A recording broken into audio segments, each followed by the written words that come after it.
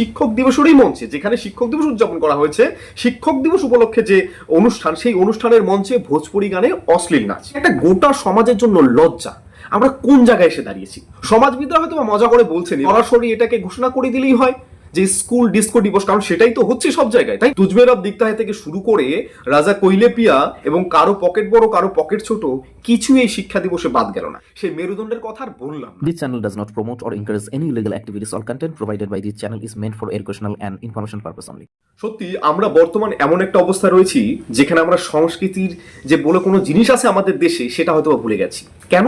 গতকাল গোটা দেশ যখন গুরুজনদের শ্রদ্ধা জানাতে শিক্ষক দিবস পালন করছে, তখন কিছু বিদ্যালয় এবং অনুষ্ঠান মঞ্চের দৃশ্য এমন ছিল যে স্কুলের পোশাকগুলো না থাকলে সেটা বোঝার কোনো উপায় নেই যে সেটা স্কুল, মনে হচ্ছে বিয়ে বাড়ি বা পিকনিক। অপর ক্ষেত্রে এক অনুষ্ঠান মঞ্চের এমন অবস্থা, পেছনের ব্যানারটা না থাকলে লোক বুঝতেই পারতো না এটা শিক্ষক দিবস উদযাপন করা হচ্ছে, মনে হচ্ছে কোনো ডিস্কো পার্টি। কেন বললাম? যদি জানতে হয় তাহলে এই ভিডিওটি সম্পূর্ণ দেখুন।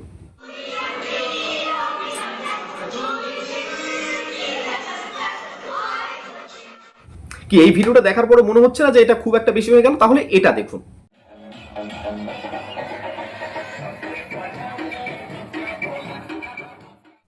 এটা দেখলেও যদি আপনার রাগ না উঠে, আপনার যদি মনে হয় এটাও মেনে নেওয়া যায়, তাহলে একবার এটা দেখুন।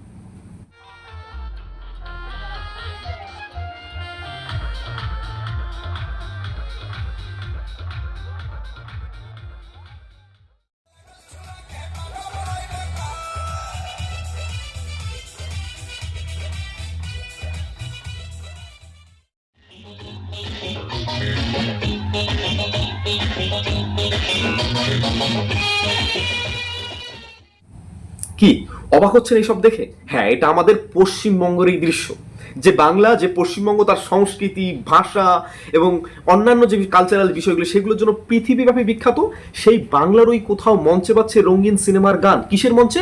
শিক্ষক দিবসের, যার সঙ্গে শিক্ষক শিক্ষিকার এবং শিক্ষক দিবসের সম্পর্ক ঠিক ততটাই আমার সাথে আমেরিকান প্রেসিডেন্ট ডোনাল্ড ট্রাম্পের যতটুকু।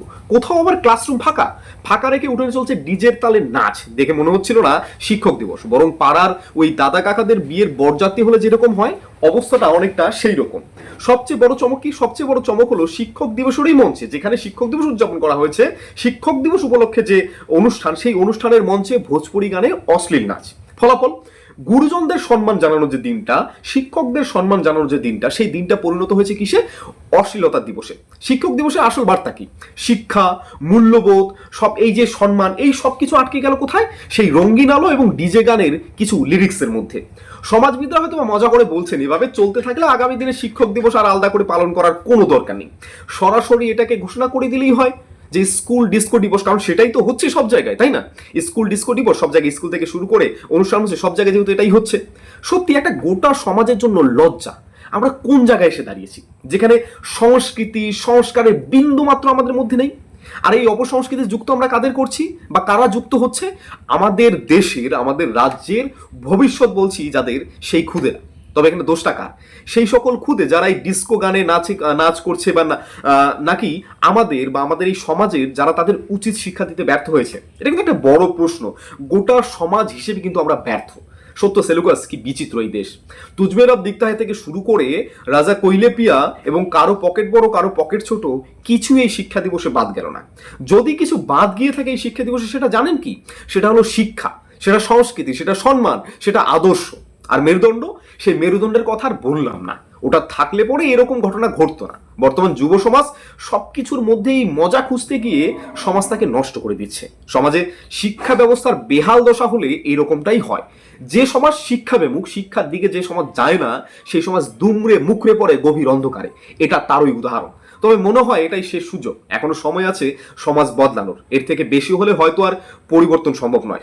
এবং যখন আমরা এই অপসংস্কৃতির কথা বলছি, তখন একটা লাইন আমার বারবার মনে পড়ে, কে বলেছে ঠিক মনে নেই, যে একজন ব্যক্তি বা একজন মেয়ে বা মহিলা বা যে কেউ হতে পারে, সে অশ্লীল অঙ্গিভঙ্গি করে নাচ করছে, এটা যেমন দুঃখজনক বিষয়, তার থেকেও বড় দুঃখজনক বিষয় হাজার হাজার লোক সেটা দাঁড়িয়ে দাঁড়িয়ে দেখছে।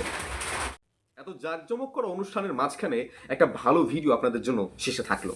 আমি মনে করি ব্যান্ড পার্টি, ডিজে এনে শিক্ষক দিবস পালন করার থেকে এইভাবে সাধারণভাবে ছোট্ট করে শিক্ষক দিবস উদযাপন হয়তো অনেক গুণে ভালো। এগুলো কি নিয়ে এসছো তোমরা? আচ্ছা এগুলো নিয়ে এসছো কেন? তোমাদের স্যার কি বলেছিল? আমাদের স্যার বলেছিল কারণ সবকিছু করলেই তো পয়সা খরচ হবে, আর বাড়িতে ফুল বা ফুলের গাছ, পেয়ারা এগুলোতে তো পয়সা খরচ হবে না, আর তার জন্য আমরা এগুলো নিয়ে এসেছি। এই পেয়ারা কিনে আনুন তো? না, গাছ থেকে পাড়া।